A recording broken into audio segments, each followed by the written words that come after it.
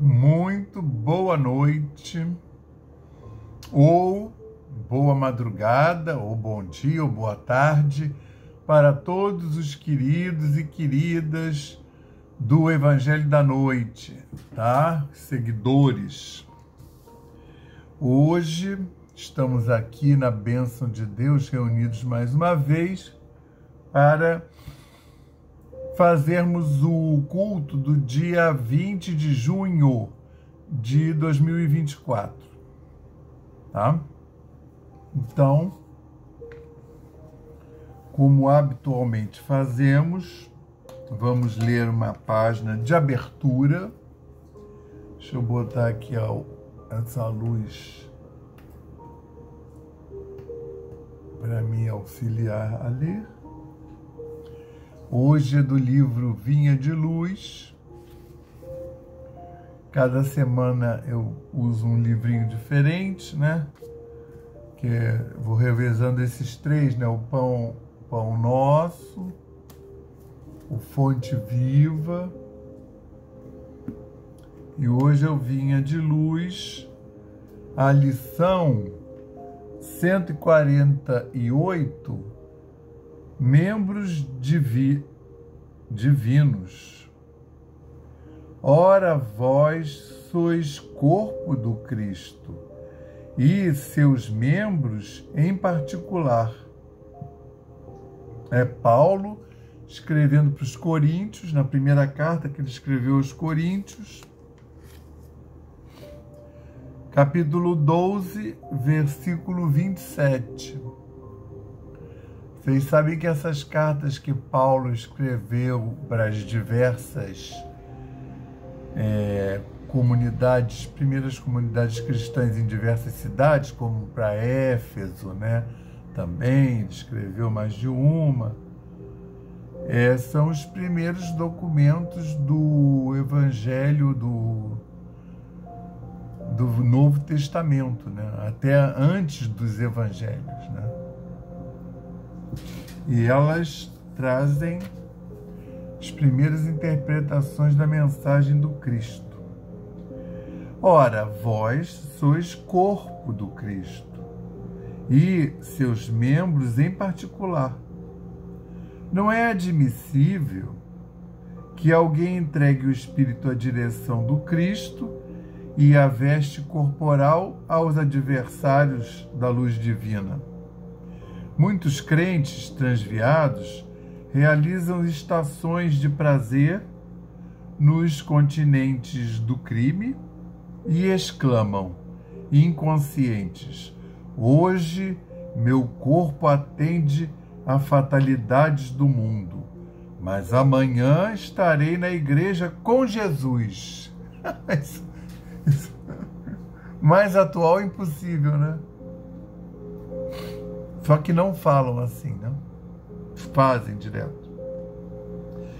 Muitos crentes transviados realizam estações de prazer nos continentes do crime e exclamam inconscientes: hoje o meu corpo atende a fatalidades do mundo,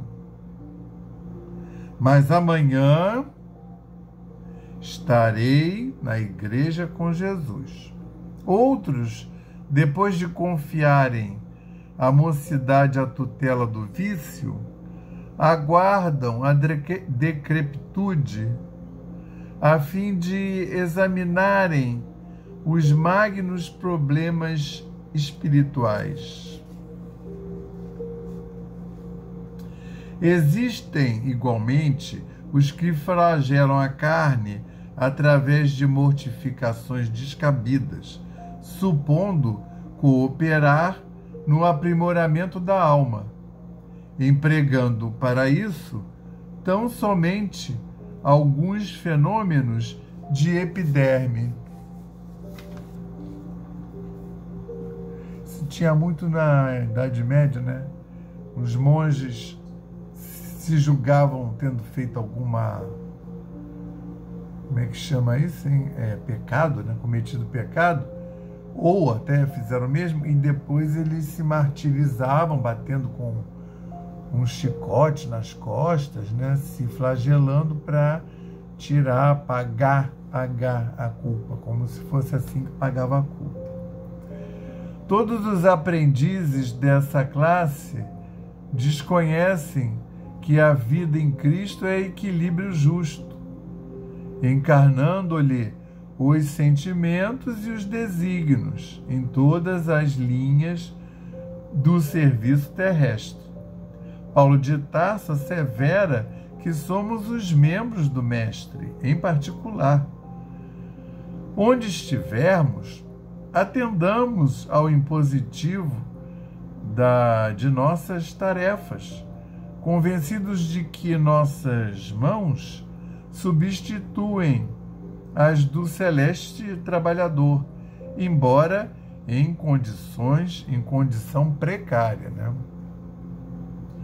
Nas nossas mãos.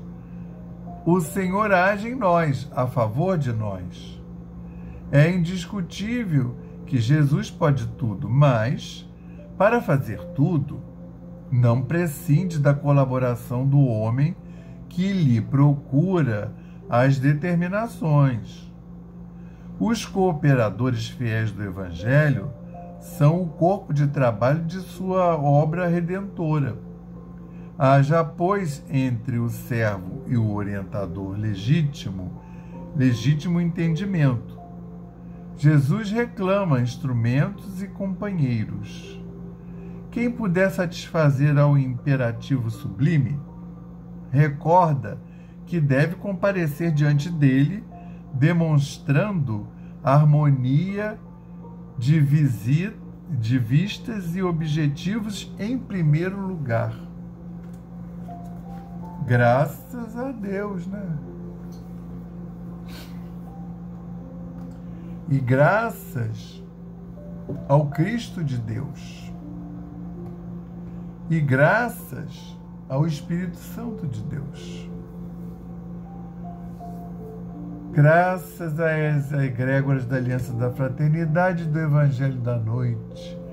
Graças ao nosso patrono São Francisco de Assis e sua falange maravilhosa. Graças aos nossos guias, protetores e anjos da guarda, que tanto nos envolvem.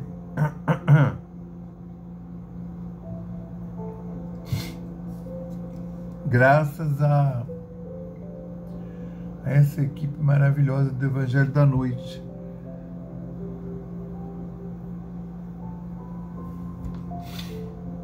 Que mais uma vez, aos teus pés, Senhor, viemos realizar esse culto do Evangelho da Noite e rogar para que essa caravana bendita de espíritos benfazejos venham nos visitar em nosso lar durante esses próximos minutos que passaremos juntos, harmonizados com as esferas mais superiores, com todas essas falanges benditas e superiores, que nós possamos abrir as nossas mentes, nossos corações, as nossas portas e janelas para receber essa caravana e para podermos ser beneficiados com essa visita maravilhosa. Queremos pedir a permissão para dar por iniciado o culto do Evangelho da Noite, dessa noite de hoje, dizendo o lema da nossa casa, paz e fraternidade, e o lema de Francisco, paz e bem, graças a Deus.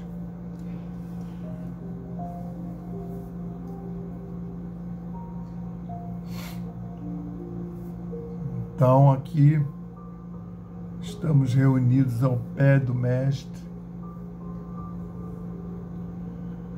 para realizar o culto do dia 20 de junho de 2024, dando prosseguimento ao estudo do Evangelho de Lucas, que é o que está sendo estudado agora.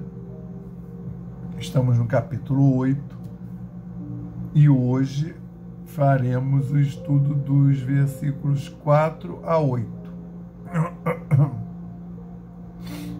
Essa passagem de hoje, que é a parábola do semeador, ela é muito emblemática e muito importante. Os 3 evangelistas sinóticos retrataram, tá? Mateus, Marcos e Lucas. E vai ser particularmente importante no próximo item da próxima semana, quando o próprio Jesus vai fazer a exegese dessa parábola. Ele mesmo vai... Exegese é você retirar a mensagem que está sendo ocultada ali, entendeu? Então, você vai lá ler e faz o estudo. Ah, entendo aqui, esse negócio mudou. Vamos ver aqui. Ah, tá. E só que tem mais 1 ou 2 vezes que isso acontece. O próprio Jesus comenta do significado da parábola, né? Lembrando que para os apóstolos e aqueles seguidores mais próximos, ele falava diretamente. E quando era para a multidão, que tinha gente que era judia, muita gente era gentil, né? Pessoa que não tinha religião, outros tinham outras religiões, e aí o que acontece? Ele falava em parábolas, porque aí eles ficavam com aquilo na cabeça depois para digerir o significado, né? Agora, hoje sugestão do pastorino, né, se deter mais na parábola em si, tá?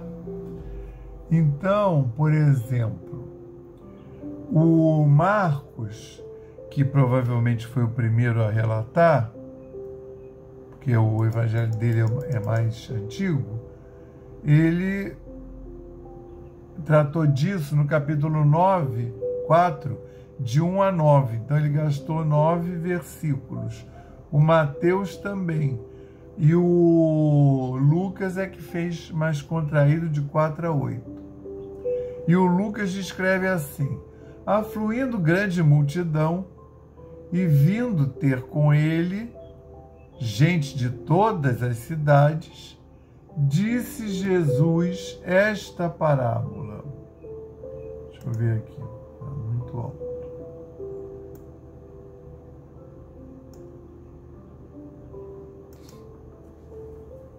Saiu o semeador para semear suas sementes. E quando semeava, parte das sementes caiu à beira do caminho. Aí foi pisada e as aves do céu a comeram. Outra parte caiu sobre a pedra e, tendo crescido, secou, porque não havia umidade. Outra parte caiu entre os espinhos e com ela cresceram os espinhos e a sufocaram. E a outra caiu na boa terra e, tendo crescido, deu fruto a 100 por 1. Dizendo isso, gritou, dizendo: quem tem ouvidos para ouvir, ouça.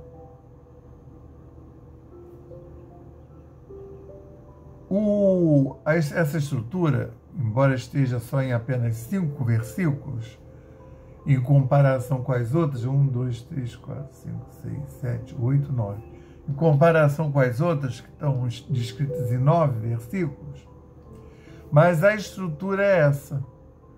A estrutura de apresentação dos níveis, né, vamos botar assim, que acontecem em cada uma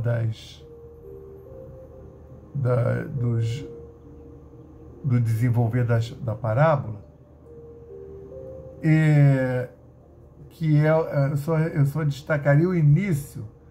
Por exemplo, o Marcos, que foi provavelmente que escreveu, né, o Evangelho antes, ele fala, de novo, começou Jesus a ensinar à beira-mar.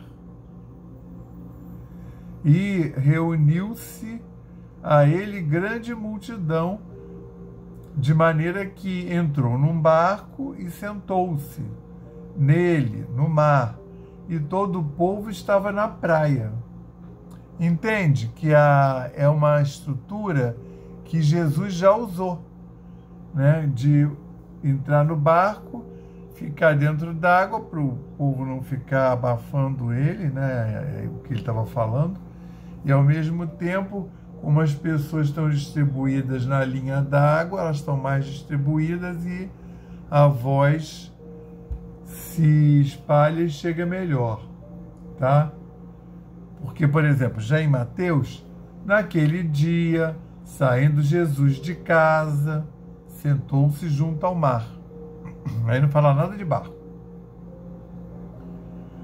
Aqui no Lucas, afluindo grande multidão, não disse onde ele estava, e vindo ter com ele gente de todas as cidades, disse Jesus esta parábola. Ali no Mateus, depois ele define essa parte, que ele chegou-se junto ao mar e chegaram-se a ele grandes multidões, de modo que entrou num barco e sentou-se, e o povo ficou todo de pé na praia. E muitas coisas lhes falou em parábolas, dizendo, o semeador saiu a semear. E aí ele descreve aquelas 4 condições. Mas o que eu acho mais fantástico nessa parábola é que ela é uma parábola metalinguística. Quando você usa, por exemplo, você vai fazer um filme, né, dizendo como é o processo de fazer um filme, né, como é que é o processo de produção de um filme, e usa o filme para isso. Então isso é uma metalinguagem, você está usando o próprio meio que você está descrevendo para descrevê-lo, né? E aqui, eu não sei se eles perceberam, acho que não, é uma metalinguagem. Aliás, a maioria das pessoas que faz esse estudo não percebe isso, porque ele vai falar para a multidão, que é heterogênea, através de parábola, mas a parábola é sobre aquela situação que está acontecendo ali naquela hora. Quer ver? Que é essa daí. Saiu o semeador para semear sua semente. Quer ver? Vou ler de outro, mas é a mesma estrutura. Vamos pegar Marcos. O semeador saiu a semear. E aconteceu que, ao semear, parte das sementes caiu à beira do caminho, e vieram as aves e comeram. Outra parte caiu em lugar pedregoso, onde não havia muita terra, e logo nasceu, porque a terra não era profunda. E tendo saído o sol, queimou-se, porque não tinha raiz, secou. Outra parte caiu entre os espinhos, e os espinhos cresceram e a sufocaram, as sementes que estavam brotando, e não deu fruto algum. mas outras caíram na boa terra e brotando. Isso é uma diferença que tem para o Lucas. Os outros dois citam essa relação, que essas que caíram na boa terra e brotando, cresceram e deram fruto. De 1 grão produzia 30, outra 60 e outra 100, 1%. E disse: quem tem ouvidos para ouvir, que ouça. Né? O que a gente está estudando objetivamente, Lucas, ele diz: e outra caiu na boa terra, tendo crescido, deu fruto de 1 para 100. Dizendo isso, gritou: quem tem ouvidos para ouvir, que ouça. Então ele está falando, essa parábola é sobre quem? É sobre esse povo aí, que está ouvindo a parábola, né? Quem é o semeador? É o Cristo, que trouxe a boa nova. Trouxe não, está trazendo. Ele está em pleno apostolado, ele está andando, como o próprio início diz, né? Afluindo grande multidão e vindo a ter com ele gente de todas as cidades. Isso é Lucas. Em Marcos, de novo começou Jesus a ensinar à beira-mar e reuniu-se a ele grande multidão. Em Mateus, naquele dia, saindo Jesus de casa, sentou-se junto ao mar e chegaram-se a ele grandes multidões. Entende? Ele já estava, todo mundo já sabe que ele estava andando lá pela Galileia e pela Judéia. Todo mundo já sabia que ele estava fazendo milagres e que ele pregava. E aí já estavam mais ou menos sabendo, ó, foi por ali, foi por aqui. Eu imagino que enquanto ele estava lá, isso tudo periferia da cidade, tá?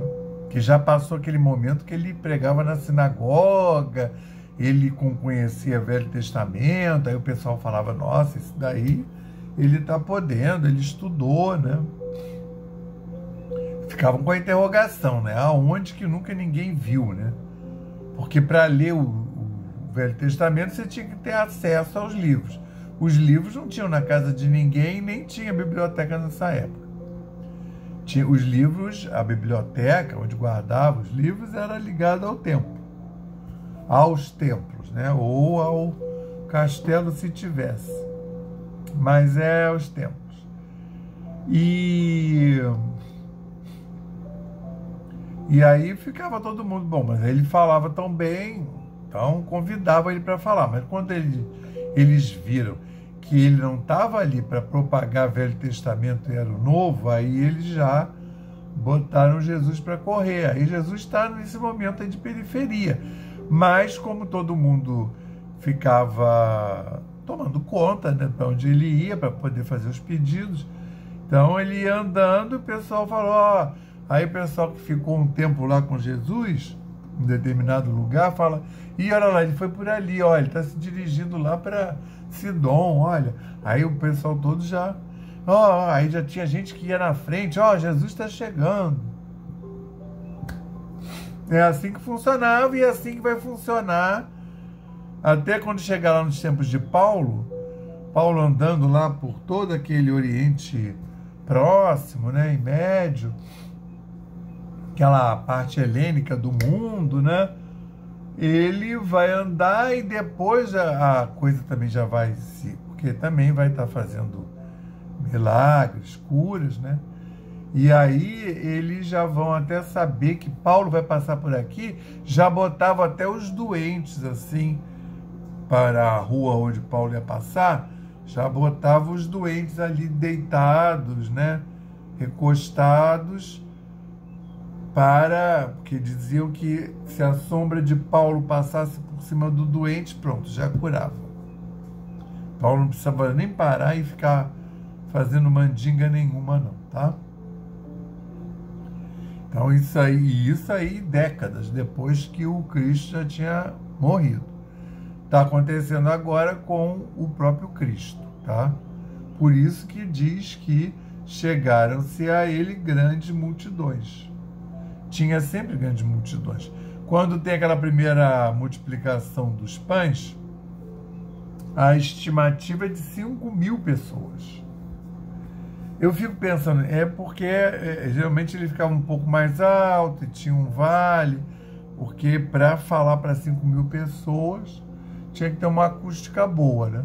Mas também a gente tem que levar em conta que era o Cristo, né? A voz do Cristo chegava no ouvidinho de todo mundo. Aí a estratégia aí, ele entrou no barco e ficou de dentro d'água falando ali para o povo que estava na praia. Isso ele vai usar outras vezes. E aí ele está falando, o povo, quer dizer, o semeador que sai com a boa nova, com a mensagem que vai ser semeada, é o próprio Cristo, que é o que ele está fazendo aí. As sementes são as mensagens, é a boa nova que ele está trazendo. E quem é que é esse solo onde as sementes caem? Que algumas frutificam e outros não. É essa gente aí, chegou-se a ele grandes multidões, é onde essa mensagem está caindo, nos ouvidos, nas mentes. É esse povo aí, é essa figuração, afluindo grande multidão e vindo ter com ele gente de todas as cidades. É isso aí, que é a terra. Mas aí cai em que terra? Né? Ali tem, vamos lá, ouvindo, semeador saiu a semear. E aconteceu que ao semear, parte da semente caiu à beira do caminho. E vieram as aves e comeram. É o cara que está lá ouvindo, né? Ele está ouvindo essa história, mas ele não vai entender nada. Ele não vai tirar nada da história. Ele vai só ouvir lá.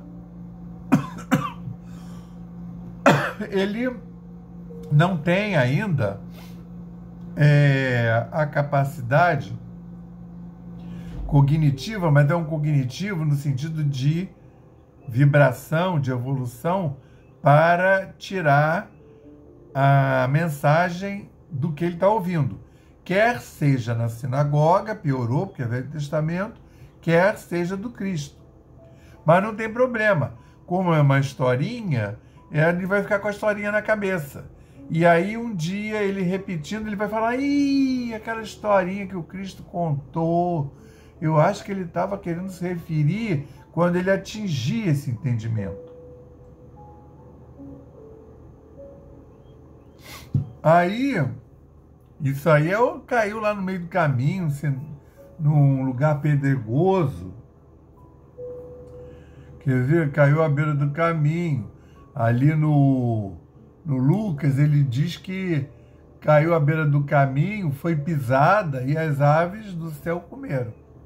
Outra parte caiu sobre pedras. E tendo crescido, começou a germinar. Secou, porque não havia umidade. Vamos ver o que o outro botou. Outra parte caiu em lugar pedregoso, onde não havia muita terra. E logo nasceu, começou a germinar, porque a terra não era profunda. E tendo saído do sol, queimou-se. E porque não tinha raiz, secou. Outra parte caiu entre os espinhos. Essa região de lá é muito cheia de cardos, que são árvores que não têm aquelas folhas frondosas. É tudo assim, né? Aquelas folhas fininhas de palmeira ou vira espinho, que são os cardos. E aí caiu entre os espinhos e cresceram. E os espinhos, essa planta, que é mais adaptada, cresceram e a sufocaram. Sufocaram as sementinhas nascentes e não deu fruto algum. Mas outras caíram na boa terra e brotando cresceram e deram fruto. E um grão produzia 30, outro 60 e outro 100. Aí, quem é essa boa terra? É o povo que vai ouvir e vai entender a mensagem da parábola. São várias parábolas, tem parábolas difíceis. E aí, assim, nem todo mundo entende todas as parábolas. Então, o que acontece? O cara já tem um entendimento, mas há entendimentos diferenciados. Vamos lembrar que eu sempre chamo atenção para isso.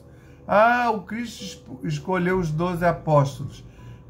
Fica a falsa ideia que todos os 12 apóstolos tinham o mesmo nível espiritual. Mas não. Os 12 apóstolos tinham uma diferenciação de entendimento. Tá?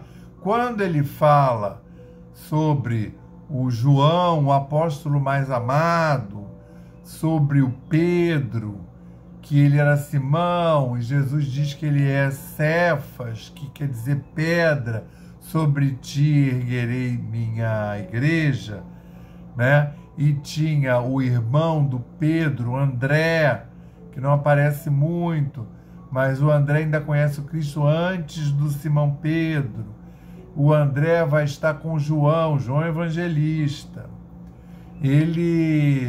André e João Evangelista, discípulo de João Batista.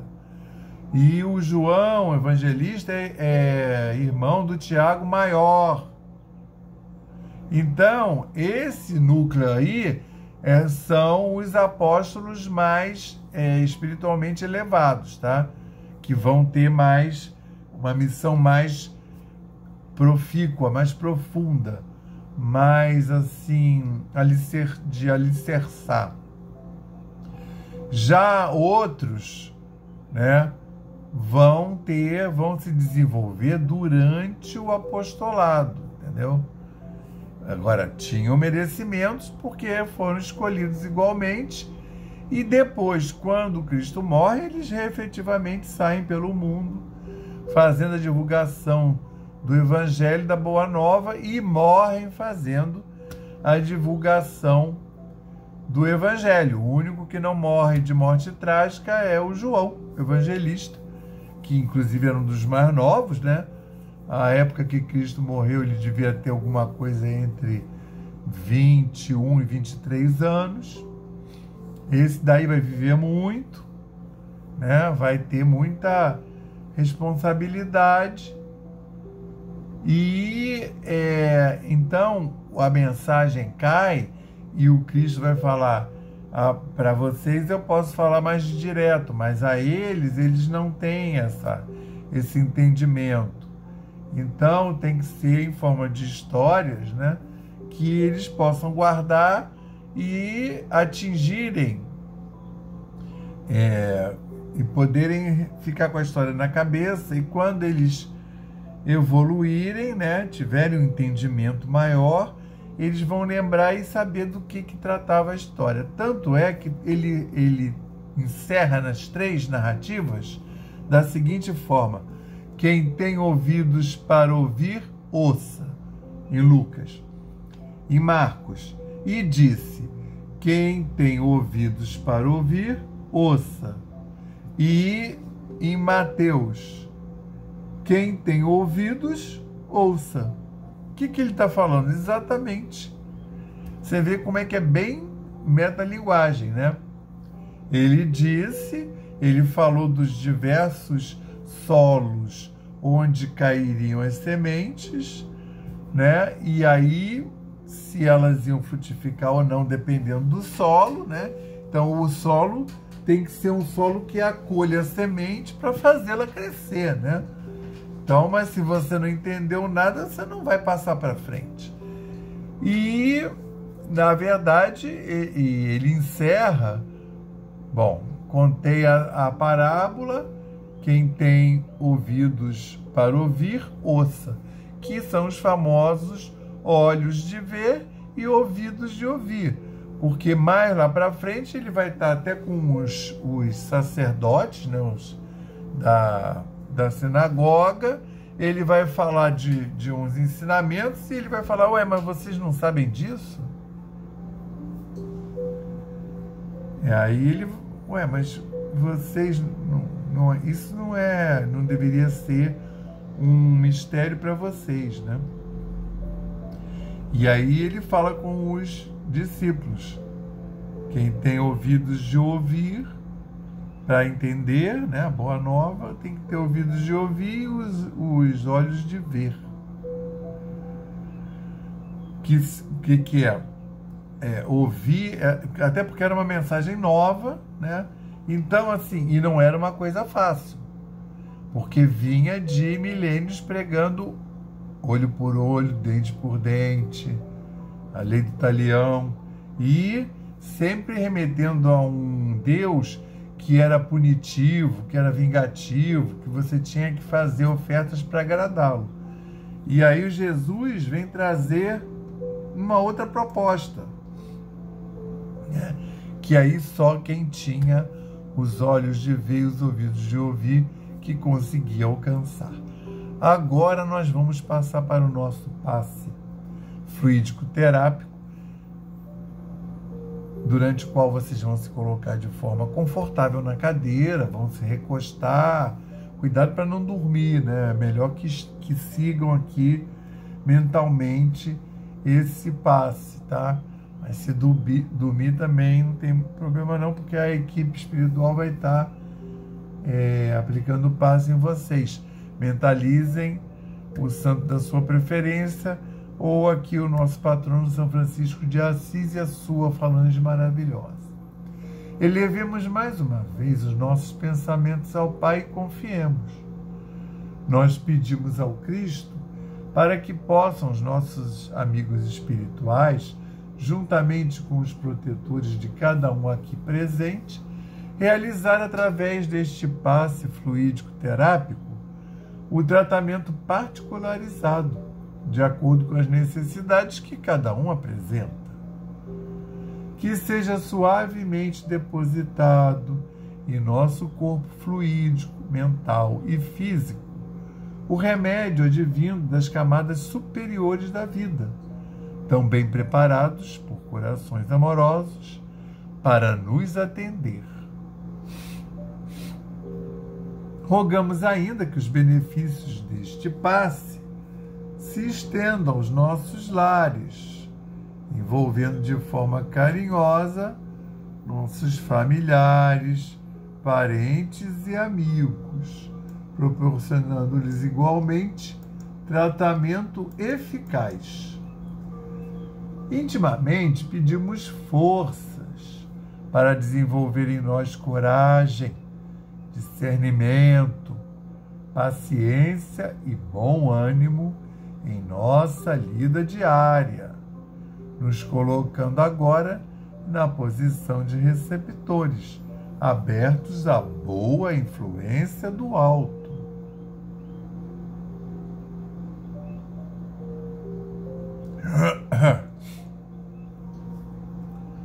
Alentando a nossa consciência de que somos seres oriundos e viventes no universo de Deus. Agradecemos a nossa coexistência com o nosso próximo e a atual reencarnação que nos colocou em contato com os elementos indispensáveis às nossas necessidades de evolução. Rogamos inspiração para que possamos aproveitar a oportunidade da mesma para exercitar o perdão e a busca sincera pela harmonização íntima, sem deixar de atender aos reclames da lei de progresso e evolução.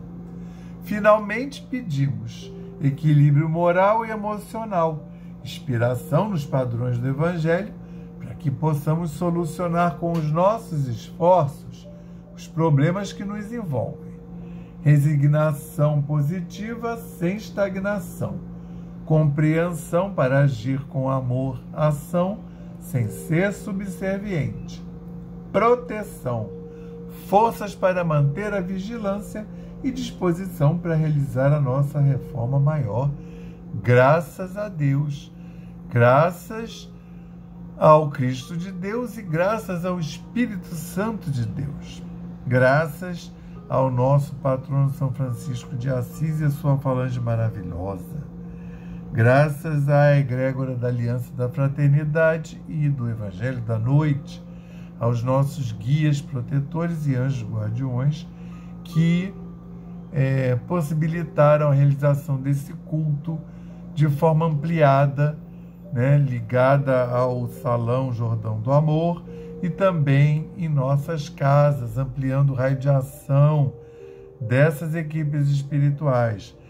Que as nossas casas possam ter sido visitadas pela falange do Evangelho da Noite de São Francisco e que possam, então, ter sanitizado os nossos lares, as nossas mentes e corações, os nossos corpos, os nossos lares físicos e espirituais. Que nós possamos ter recebido essa visita benfazeja que possa ter proporcionado a reharmonização e a reenergização dos nossos ambientes familiares, físicos e espirituais. Queremos também rogar para toda essa humanidade encarnada e desencarnada, que ela receba um quanto de luz, a humilde contribuição do Evangelho da Noite. Da mesma forma, um quanto de luz para a Gaia, esse organismo enorme, o planeta Terra que nos abriga, um quanto de luz para a transição planetária, essas equipes espirituais responsáveis pela transição planetária, um quanto de luz para todos esses líderes espirituais encarnados e desencarnados que estão operando essa transição. Que sejam todos muito bem amparados, envolvidos e inspirados. Da mesma forma, mais ainda, todos esses líderes materiais, encarnados e desencarnados, que estão à frente de grandes volumes de matéria, de etnias, de países, estados e cidades. Vamos fazer agora 30 segundos de silêncio para colocarmos as nossas demandas e os nossos pedidos.